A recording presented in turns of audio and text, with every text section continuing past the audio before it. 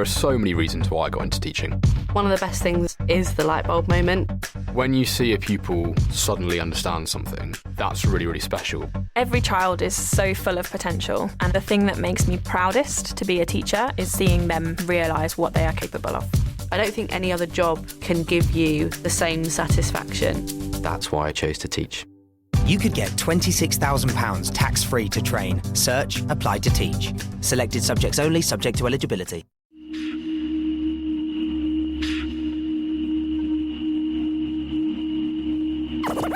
Ladies and gentlemen.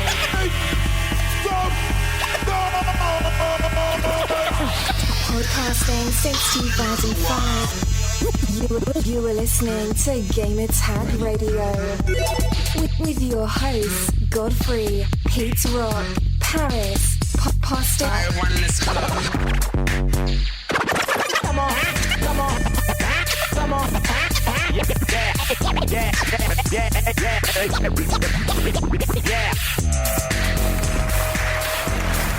Welcome to Gamertag Radio, episode 506. This is Parris, and I'm here with Pete. Hey, what's up, everyone? This is a test. This is an experiment. This is our first Thursday episode of Gamertag Radio. We want to try and give you guys 2 episodes a week moving forward. We just kind of realized over the last few weeks with all the content and just things that we want to talk about, we simply don't have enough time in the 45 minutes to an hour that we normally record Gamertag Radio. So we're going to try an experiment here, and we're going to start putting out a second episode every week. The topic could be anything. Like this week, we're going to do Destiny Talk Radio, but next week it could be another game.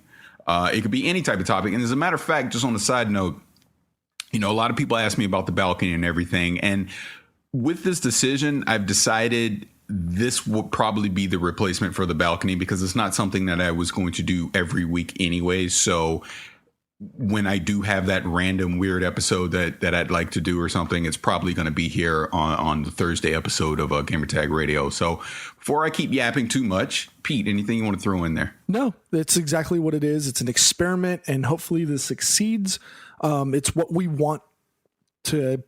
It's a better way to put across more content into the ears of our listeners, and hopefully they respond positively. We're looking forward to it. Well, and that's the thing. And I guess I might as well go into the spiel right now. Go check us out at gamertagradio.com. You can also check us out at play.it. If you want to leave us feedback, you can find us on Twitter at gamertagradio. Our email address is fanmail@gamertagradio.com. And if you want to leave us a voicemail, that number is 786-273-7GTR. Did I say it right? Yep, you did. I literally did that from memory and I never remember the voicemail. That's hilarious. But the reason I bring that up is we want your feedback. We need to know about the second episode. We need to know, is this something everybody out there listening wants? Do they want to get more content from Gamertag Radio? So absolutely send us feedback. Let us know what you think.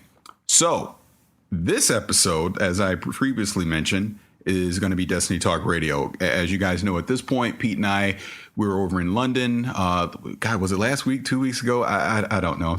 About that. I've already lost track. But we were in London for a few days for a preview event for Assassin's Creed Syndicate. So if you've not listened to that episode, go back in the archives and check out the interviews that we did over there.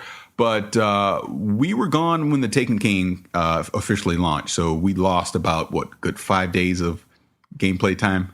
Not been able to play. So we were fiending to get back to actually jump in and play some Taken King. And you guys have been sending us feedback already, want to know what our impressions are going to be. So we're just going to jump into it. And Pete, I'm going to give it to you first.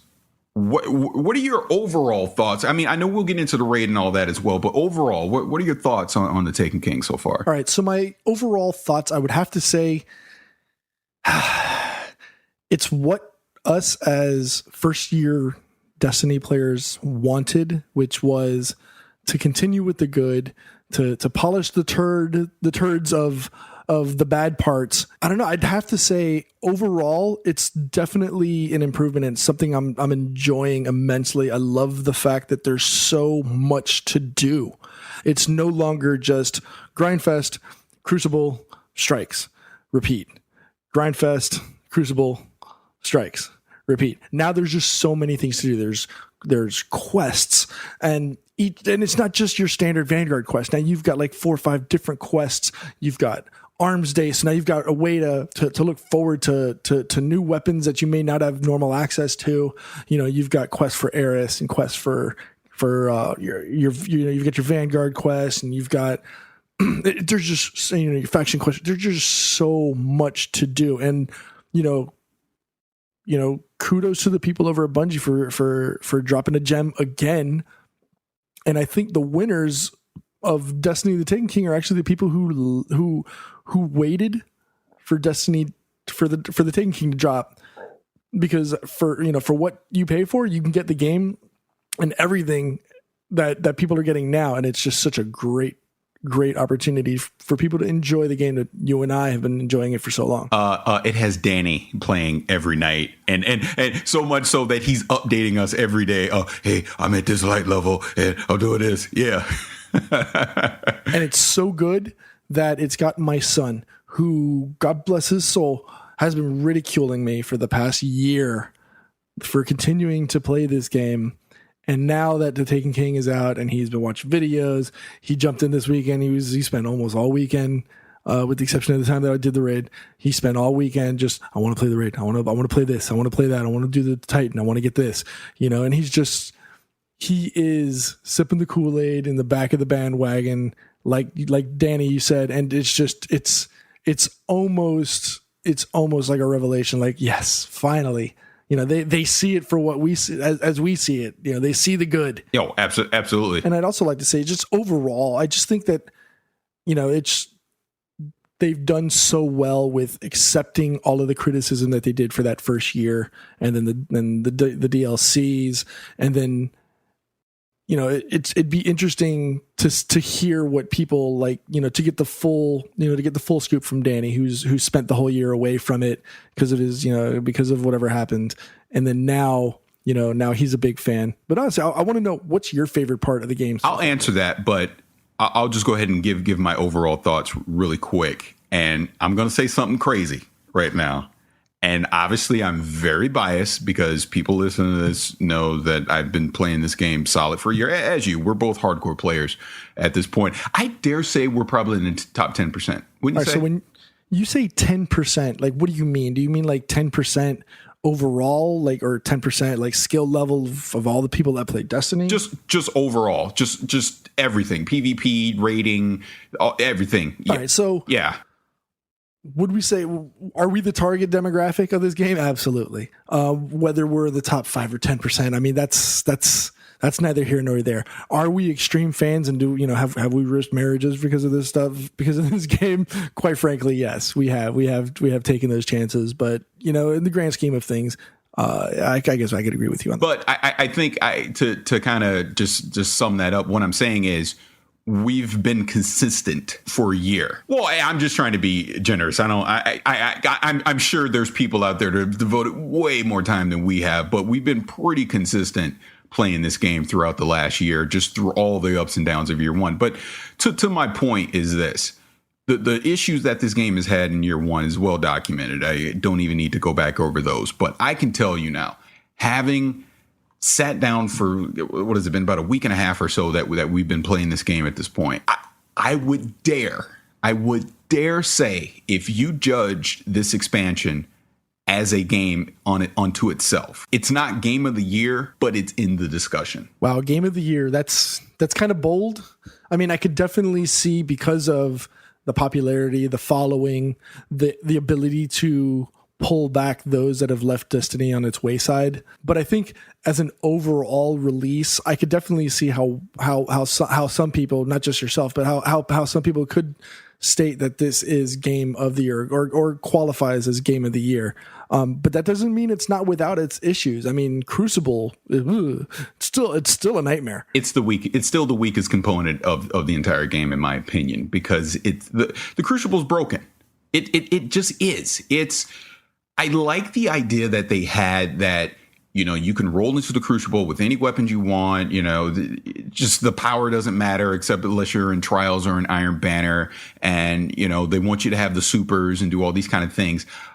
but it breaks the game in a way. It's not a balanced multiplayer. There's still just so many exploits and overpowered weapons that it can get ridiculous. Now, is it a complete thorn and shotgun fest, at this point? No. It's not as bad as it was a month ago.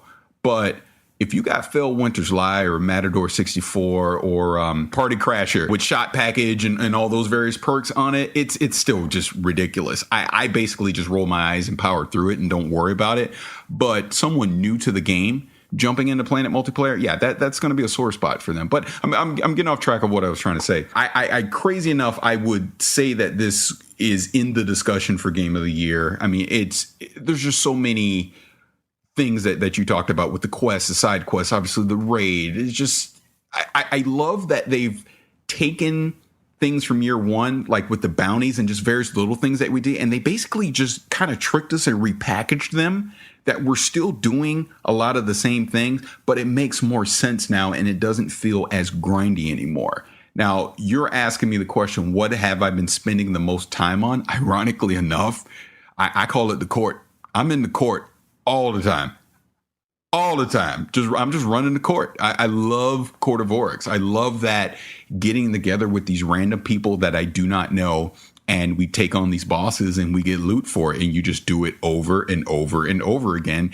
And from the outside looking in, it could look very grindy, but it's fun as hell. I don't know any other way to explain it. It is fun as hell to be able to just go into the Court of Oryx, get into those tier 2 and tier 3 scenarios and fight those bosses with people that you don't know. And on the fly, you're developing strategies and teamwork in that short amount of time. It's fantastic. Like, I'll tell this quick story. We were doing the raid the other night and we decided to stop. We were like, we've hit the hard point. So people were getting tired and everything. So we stopped doing the raid. Well, 3 of us, we because we're on the West Coast, we were like, I'm not tired yet. Let's just mess around a little bit. And we won the Dreadnought.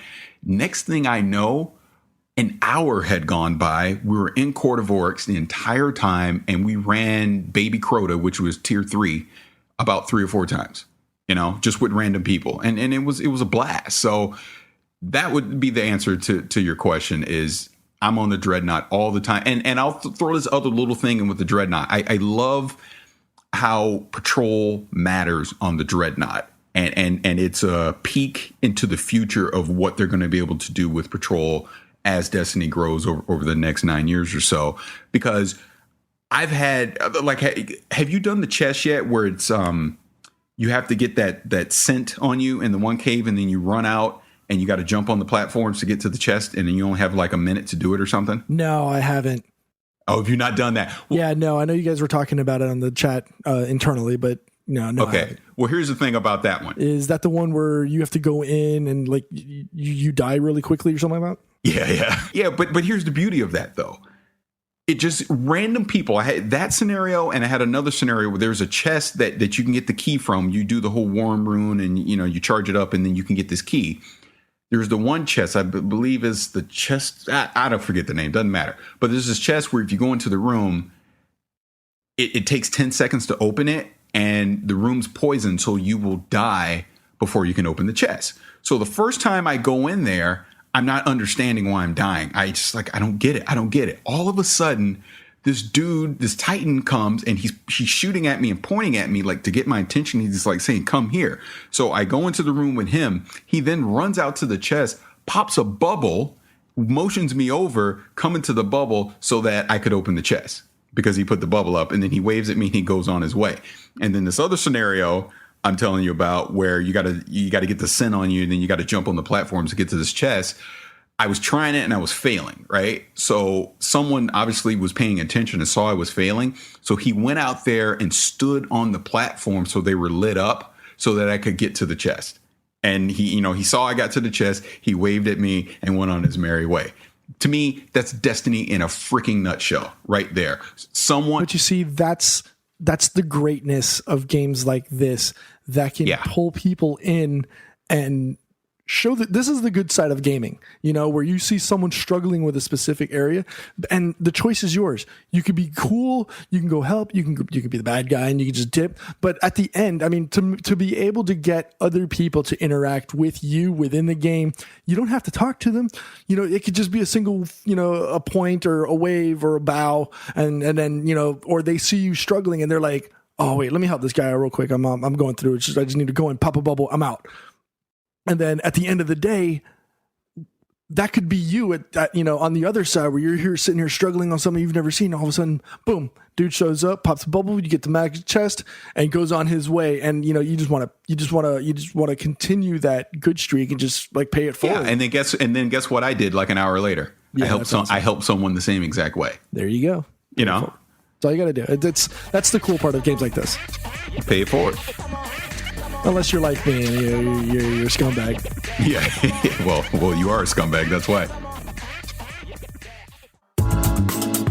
Your season-long fantasy football team may be going strong, but you don't have to wait until week 16 to get paid. Put your fantasy skills to the test every week this season at DraftKings.com, America's favorite one-week fantasy football site. With 1 week fantasy, there are no season-long commitments. Got an injured player? No problem. It's like a new season every week, so you're never stuck with the same players. And get this, DraftKings is crowning a new millionaire every week with this season. That means you could turn your love of football into the payday of a lifetime. Just pick your players, pile up the points, pick up your cash. That's it. Believe me, you've never experienced football like this before. This isn't fantasy as usual. This is DraftKings. Welcome to the big time. Folks, we've been saying it all season. DraftKings.com is a fantastic site. You don't have to be locked into a season-long fantasy football league. Every week is a new opportunity to win cash. So hurry to DraftKings.com now. Use promo code GamerTag and play for free with your first deposit in this Sunday's $1 million fantasy football contest, where first place takes home $100,000. Enter GamerTag for free entry now, only at DraftKings.com. That's DraftKings.com. Voicemail 786-2737-GTR. Let me move forward with this. So, you mentioned strikes just a little bit. So I'm sure you've gone into the Vanguard playlist and you've gone through a lot of the new strikes. So, I mean, what do you think of? What's your favorite new strike? Favorite strike? I can't remember off the top of my head the exact name of it. I just know that it's completely dark. You're fighting, ads as you're going through. The next thing you know, you go into this pitch black room. Darkblade. Yeah, okay, Darkblade. I think that's the name of it. I'm not sure. But yeah, it's dark. You don't know what's coming out. It almost gives you that Dead Space type feeling where you don't know where the next enemy is going to come through, and the next thing you know, there he goes, he appears, and then you're getting surrounded by ads. You got to fight your way out of it. It's stuff like that is really, really cool. And I don't think it's strike related, but when the Taken start populating an area, it's almost kind of like a public strike event. Where people, where the Takens come in, and then all of a sudden there's like this big, massive Taken guy, and you have to fight him.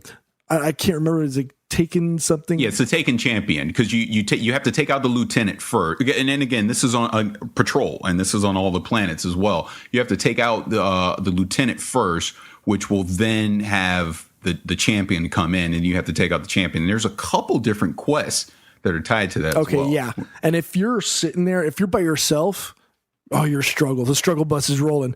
But if it isn't, if you've got people there, it's so satisfying. Yeah, it's tough. Yeah. Undying. I don't think I've done that strike. Maybe I just haven't done as many strikes as you, or maybe I'm just not getting a good roll on strikes. But it almost seems like I've been doing a lot of the same strikes with just, and that's kind of like an issue I have. It's the strikes are just regular strikes, but with Taken in them. They kind of like swapped out the enemy. Well, I'll say this. I think of the new strikes, I like Darkblade the best, for sure. I'll say this because, again, I've been all over the place, so I wasn't doing things in the quote-unquote proper order. The first time I did the strike with Rasputin, with the giant shank, was the Nightfall. Oh, my God. That beginning part with the war set, probably one of the hardest things I've played in Destiny on Nightfall. That was ridiculous because it had void burn on as well.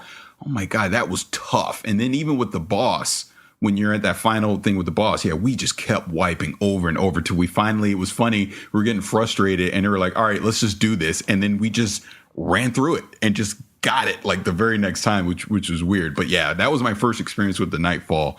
And that was tough. Like when I think about the, I keep wanting to call them the Smash Brothers, but they're not the Smash Brothers, but the brothers. I cringe thinking about that one on a Nightfall with Solar Burn. That's going to be insane. Yeah, it's going to be absolutely brutal. But the one I hate the most, I have to say, and you can't experience this because you're on Xbox, is the PlayStation exclusive strike on Venus. The Restorative Mind, I believe it's called.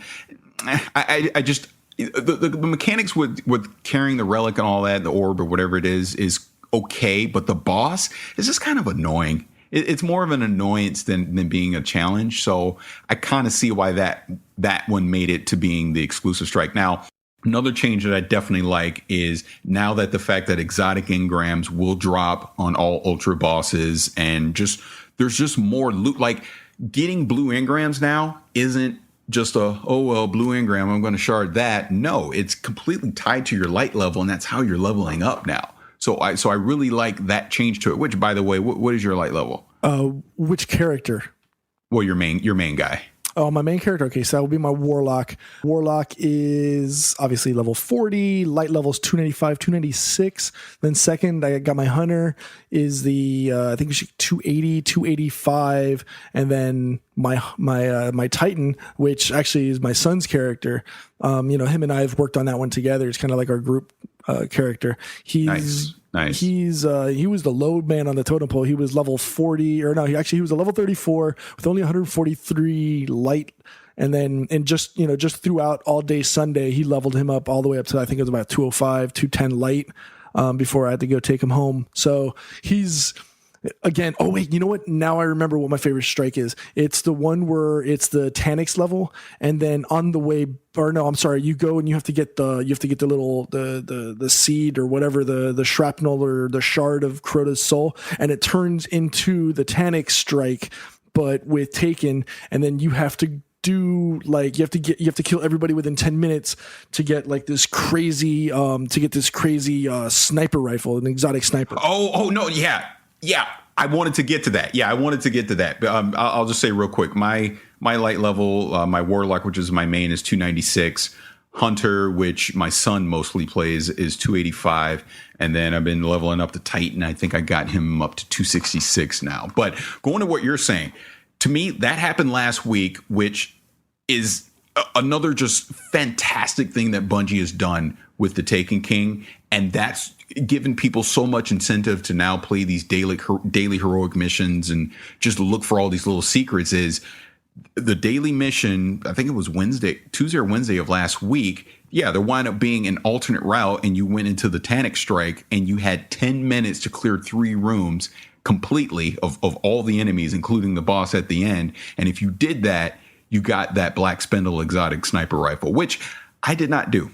I attempted it about 5 times, and I was still in the process of leveling up, and I was like, I'm not going to spend all night on this. I don't want to get frustrated. So I said, screw it. But I was staying in the party with the other guys, and they wound up doing it. So I didn't get it this time.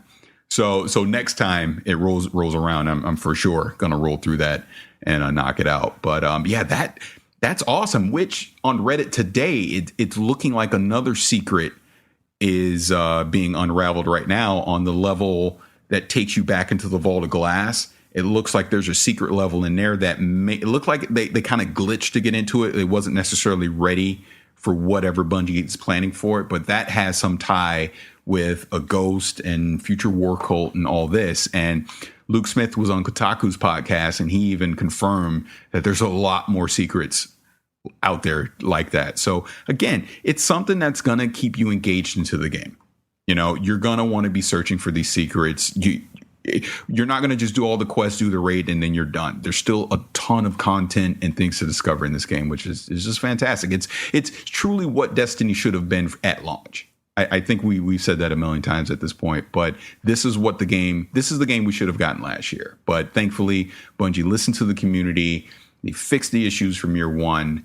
not all of them, but enough of them, and they changed the way that we interact with the game, and they made it a more pleasant experience. Yeah, it's kind of hard to imagine everything that's coming across. I mean, there's still stuff that we don't even know about, and that's the great part. I think that whole, the discovery of that area where you can get that sniper rifle, like you said, was unexpected, but it made people think, wait, there's stuff that we don't even know about, and things that we wouldn't have even considered. Like, it actually happened to my son on that level, where you have to go back, and we're trying not to give too many campaign spoilers, but there's that section where you complete the level, and then it says that the campaign, the story mode is over, and then it starts the countdown, but it's not. And my son actually jumped out and went back to space, and I was like, no, you got to go back into there. It's not done. And I was like, oh, see, it's, the game is changing the way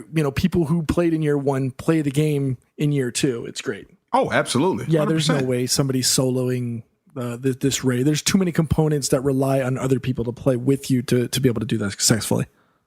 But I am interested to know if when you did the raid, did you go in 100% blind, or was there anybody in your party that had actually completed it already? No.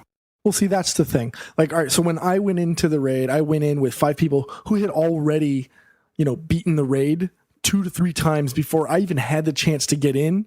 So while at the same time I did go in blind, they were carrying me, almost to an extent. I mean, I still had to put in kills, and I was kind of underleveled for parts of the raid, but I think that helped, and I don't think that made a difference regarding my enjoyment of this new raid on that first time going in. It's not the same as, granted, it's not the same as going in to Vault of Glass, where nobody had an experience, nobody knew what to do, nobody had a chance to watch, functional YouTube videos that actually showed you how to beat it, because everybody was still doing it for the first time. But, absolutely, yeah. I mean, there's still a modicum of enjoyment to doing these raids, whether you're doing it completely blind or doing it with people, because there's so much unknown and you don't know what's going to happen. Yeah, because, I mean, that's even the thing that we're experiencing right now. And like you were referencing, that was during the interview I did with Deej. So if you've not heard that, Deej, community manager at Bungie, did that a couple weeks ago. So go back in archives and check that out. But like even right now with King's Fall, with that raid, I mean, we're just doing normal mode right now. Hard mode's going to be a different beast entirely. But going into that blind is I'll never be able to recreate that experience. Same with Vault of Glass. Not knowing what to expect as I'm getting to these different encounters is just the sweet sauce of playing a raid. It's why I like playing a raid, is throwing this puzzle at me and me and 5 other people having to figure it out. Because let's be honest, once we figure out all the mechanics of the raid, which, we pretty much have at this point, it's not the same anymore, because we know our roles, we know where to go, we know what to do. And, that's when, like you said, the speed runs and all that. Like, I'd be interested to see if someone could solo this raid. I don't think they can with certain mechanics. I think it's impossible. But the one thing I'll have to say is it's an exercise in mechanics. Everybody has to be communicating. Everybody has a function. Everybody has a role. Everybody sticks to their role, and you will succeed. But just the thing, it's a cycle. So you got to do your thing. You got to do your job, your role. You got to come back. You got to regroup. You got to go back and do your role. You got to do your function. You got to come back, and you got to have everybody in sync for it to function and work properly. Yes. The part that makes me crack up in tears is the jumping puzzles. One of us knew some stuff, but I would say we were a good 90% blind on all the mechanics. Like, a couple of us knew what certain bosses were, but we didn't know how to defeat said boss. You know what I mean? So as far as figuring the mechanics out of it, yeah, I mean, we're pretty much, we're like I said, we're 90% plus blind on. Yeah, those jumping puzzles are amazing. I mean, shout out to Luke Smith. He's the one that designed, Vault of Glass, and then of course this one as well. Those jumping puzzles, I mean, the second one where you've got things that shoot out. Oh my God, it's so much fun. Yeah, there's so many components, and it's almost kind of like a lull to kind of like make you relax and chill without the high tension and excitement of the battle parts, but I mean they're still just equally important as parts of the raid. Then there's the parts that happen to me. It's like, everybody's doing their function, everybody, we're going on a good streak, we've got this, and then, oh look, green ammo, I'm out of ammo, I gotta go get it, and then you jump off the platform and then everybody fails and you're like, oh yeah, sorry. Well, let's clarify something real quick. You've beaten the raid, you've beaten Oryx. I stopped at Oryx, and the reason I did is my raid crew, we all got together on Friday night, and we got up to, what was the name, Goloroth or whatever, the ogre. We got that far, and then, like I said, everyone started getting tired, and then it's the weekend, and things were happening, so we couldn't all get back together as a group. So a couple of us Sunday kept going, and we went on Destiny LFG, and we're playing with randoms, and we got past the ogre, wound up getting past the daughters. But I have to say, this raid, more so than Vault of Glass or Crota, you need to play with people who, I'm not going to curse, but I'm going to get close, effing listen. The daughters gave me a headache by the end because people they weren't listening. They weren't listening. Like I probably went through about 5 or 6 different people in and out of that raid before finally we got a group together that would actually listen and would do the mechanics as they were intended. And the hilarious thing about the daughters is, without giving anything away, once you understand the mechanics of it and everybody knows what to do and when to do it, it's a pretty quick encounter. It's not bad at all. I mean, I'm not a big proponent of World of Warcraft. I've barely played World of Warcraft. I just thought it was just too much for me. It was not something I thought I would ever get into, so I never got into it. But I can definitely see the similarities with the RPG ishness of Destiny. It's still all consuming of my life almost to this point. I mean, the whole Destiny wife problems hashtag that we did, it's not a lie, it really happens. And then like tonight, like I was just like, everybody's hitting me up, hey, come on, we're gonna do the raid. I was like, nah, I gotta record. And come on, just you could do the raid while you're recording. And I'm like, yeah, it doesn't work like that. I gotta focus on it. I can't do it. See, the great part is there's no one definitive strat. They may all be similar, but there's no one definitive strat for each. And then like you're at the ogre, you're at the daughters. The daughters is. That's just comedy. That's just the laugh at people, because that's what we were doing Friday night. We were just laughing at each other, people failing back and forth. But well, like I said, there's those moments where everything's going well for you, and I can do this, and then oh no, I'm out of ammo. What do I got to do? Yeah, have you noticed that too? Just overall with this game, ammo's not as available as it was in year one. I feel like I've run into that a few times where I'm running out of primary ammo, and that never happens. I did that on the War Priest, where we had our strat was left, middle, then right. Take them out, and I got the red thing right. And instead of going left, I just stood there in the middle because I kind of just brain farted out, and everyone's up top, and I'm down there. I'm like, well, where'd everybody go? What are you doing? So we had to wipe. But no, I know what you mean. And that's the thing. I feel like they took the best components of Vault of Glass. They took the tiny little bit of good of Crota, because I can't stand that raid to this day. I still can't stand it. But they took the good things that they've learned from the first 2 raids, and they built this one, which, looking back now, I'm glad that they skipped House of Wolves with a raid, because if this was the extra time they needed to craft this raid, good on them. I hope they do it again. Just take your time. Don't rush, and make sure we have a raid with every DLC that comes out. It's not needed. But like you said, this isn't so much about just DPSing the boss and their bullet sponges. This is about getting 6 people to work together as one. And that in itself is the hardest thing that you could possibly do, is getting 6 people to all understand the mechanics of what the encounter is, to do their roles properly in said mechanics in that scenario, and then communicate when needed. Like with the daughters, just for example, the 4 portals, we numbered them. So we had the whole system was the last person that, I just call it getting the taint. They got the taint then when they didn't have it, they take the place of the person that just got the team. You know what I mean? So we keep the flow of that going, and trying to get 6 people to understand that was, I literally wanted to just get up on my roof and just jump off. It was so frustrating, you know.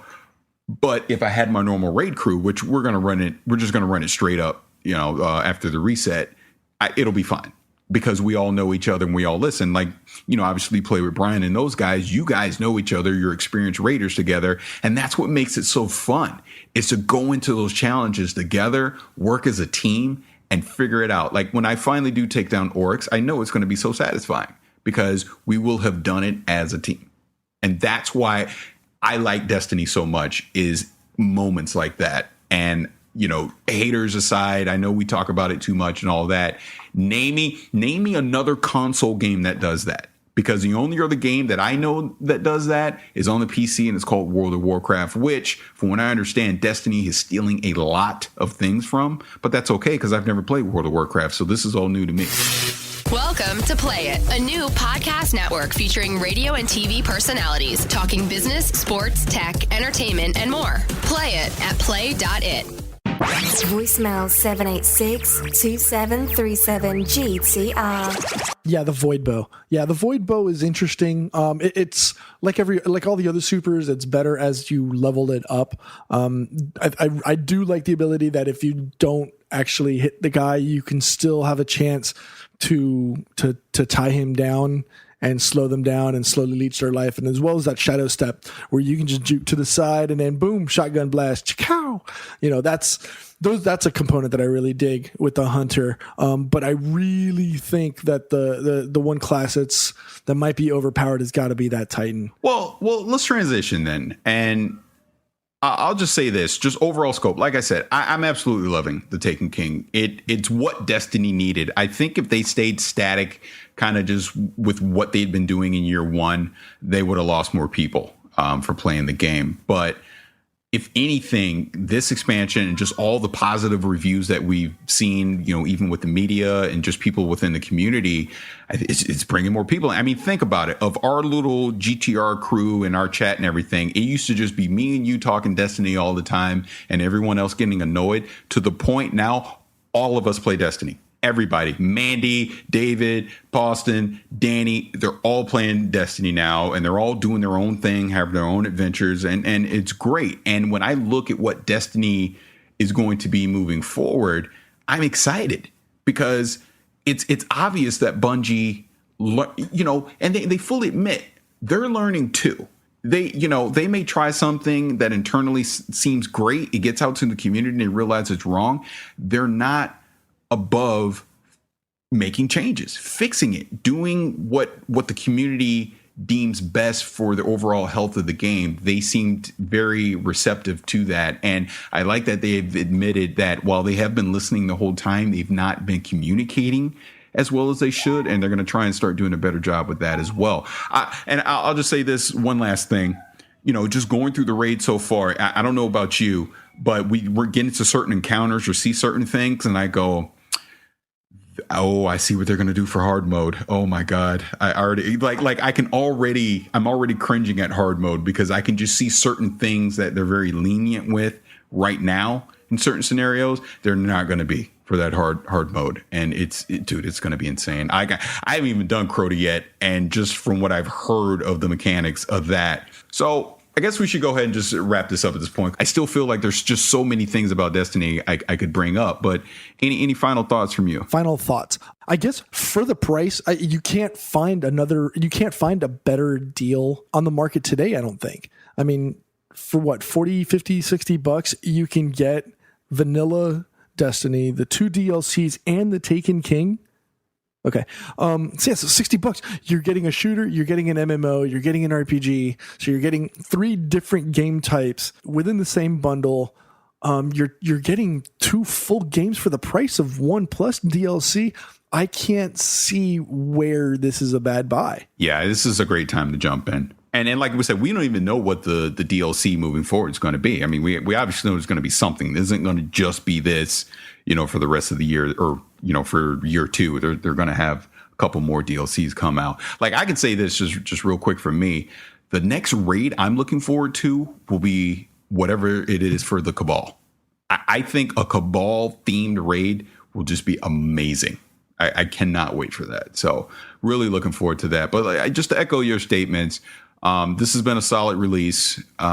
It's done a lot of things right. There's still some things that they could do better. You know, we'll see how they react here in the next month or so with that. I'm very curious to see how they're going to handle Iron Banner and Trials of Osiris when those come back, now that power matters and it's tied into light and your weapons and all that. So it's just going to be interesting to see what the median light's going to be to matter power wise, you know, moving forward.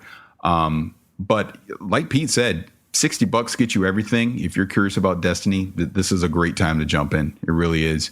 And, you know, I'm on PlayStation. My gamer tag's Vicious696. Pete's over on Xbox, you know. So if you guys listening to this, if you want to dip your toe in the water, like, matter of fact, I can tell this quick story. I know there was a listener. I was doing something by myself. A listener of the show, because I just recognized the gamer tag, because he was like, "Hey, I listened to the show and added, but we never played together." He just jumped into my game and was helping me out, and then he never said a word, and then he left. So you know who you are. But I'm down to play with anybody. So, you know, hit me up on PlayStation, Vicious696, add me. You know, we'll raid, we can do strikes, you know, whatever, because it's a blast. And the beauty of it is playing with other people. That's what makes it great. So absolutely jump on, make friends, and have some fun. Yeah, this is a perfect opportunity. If you were on the outside looking in, and it was and Destiny was always something that piqued your interest, but you never jumped on it. Now is probably the best time, because now you're getting so much content for the price of a regular game that I don't see. Again, I can't see how this is a bad buy. And if anybody wants to join or add me, you can look me up on Xbox, XPeteRockX. It's the same as my Twitter handle and all of the other ones, just with an X at the front and the back. You know, okay, I got to tell this real quick before we go. You're one of those people that I don't add on LFG.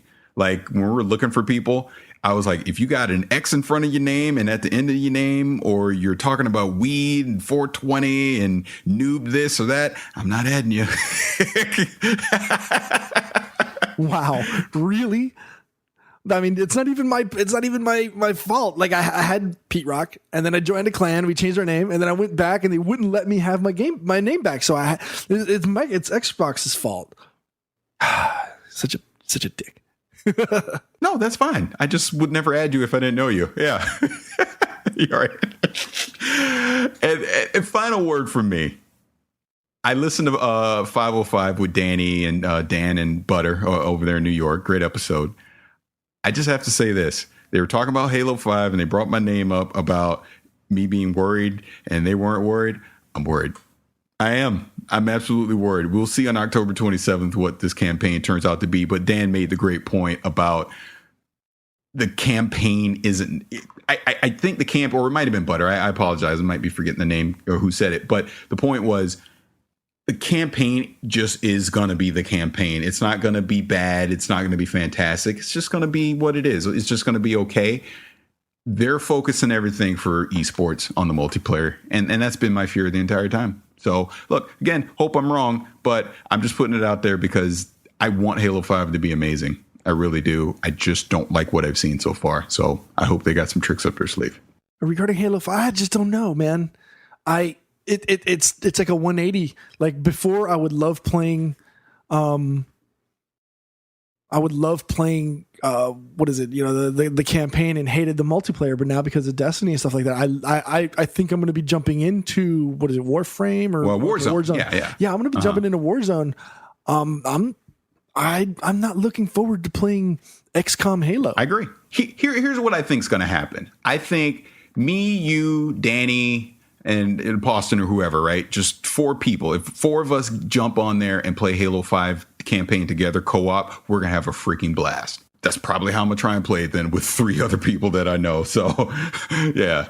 But that's it for me. Any last words? Anything else? Last words. Would have to say, bear with us as we start off on this new venture of 2 podcasts a week. more content for you guys, but at the same time, let us know what you think. Are we doing good? Are we doing bad? Would you rather have the one singular show with all of us, or do you? I mean, and there's no guarantee that it's always going to be just me and Parris. I mean, this could be Danny and Parris, arguing and yelling at each other as usual, or it could be myself and Poston, or Parris and Poston, or myself and Danny arguing with each other. I mean, it's an experiment, and it's a way to get more stuff across to your ears. Absolutely. And, again, give us your feedback. So I'll just put that info out there again. If you want to email us, that is going to be fanmail@gamertagradio.com. Follow us on Twitter @gamertagradio. We're also on Facebook, facebook.com/gamertagradio. And, of course, our voicemail, which is 786-273-7GTR. Again, Pete, this has been fun. This has been nice for the first episode of this experiment, and we'll see what the future holds. But, make sure you tune in every Monday and every Thursday now. There should be a new episode of Gamertag Radio. So, again, leave us your feedback. Let us know what you think. And with that said, this has been episode 506 of Gamertag Radio. I'm Parris. That's Pete. We'll see you guys Monday with 507. You're listening to Gamertag Radio. Be sure to like us on Facebook. Follow us on Twitter. Thanks for listening. Tune in next week.